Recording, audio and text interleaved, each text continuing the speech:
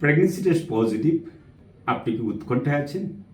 হ্যাঁ, pregnancy test প্রথম যখন পজিটিভ হয় তখন যেমন আনন্দের বিষয় থাকে, তেমনি একটা উৎকণ্ঠা কাজ করে যে আমি কি এই প্রেগনেন্সিটা কি ভালোভাবে যাবে, সন্তানটাকে সুস্থ সন্তানের জন্ম দিতে পারবো।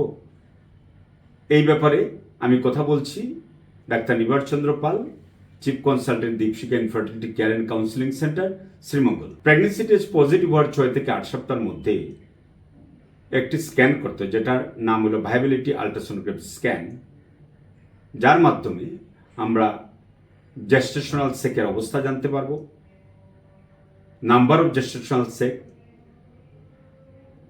আমাদের ইয়াক সেকেরিতে আসলো কিনা, এমব্রায়োনিক পুল আসলো কিনা, এবং এটাতে বিট আসলো কিনা। যখনই হার্টবিট চলে আসবে, এমব্রায়োনিক হার্টবিট আসবে, আমরা দেখতে পারবো, তখনই আমরা বুঝতে পারবো এটা একটা ভায়াবল প্রেগনেন্সি।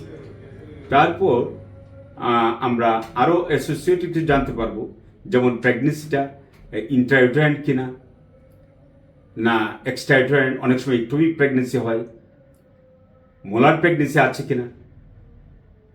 অ্যাসোসিয়েটেড আরও একটা বিষয় জানবো, যেটা হলো যে আমরা জরায়ুতে কোনো টিউমার আছে কিনা, অথবা ওভারিতে কোনো সিস্ট বা টিউমার আছে কিনা, এটা আমরা জানতে পারবো। যার ফলে, এবং এই যে আল্ট্রাসোনোগ্রাফিটা, এটা কিন্তু আমরা ট্রান্সঅ্যাবডোমিনালও করা যাবে, ট্রান্সভ্যাজানালও করা যাবে। যদি আপনার ট্রান্সভ্যাজানাল করতে সমস্যা বোধ করেন, মনে করেন যে না আমি অ্যাবডোমিনালি করবো, তাহলে অ্যাবডোমিনালও করতে পারেন।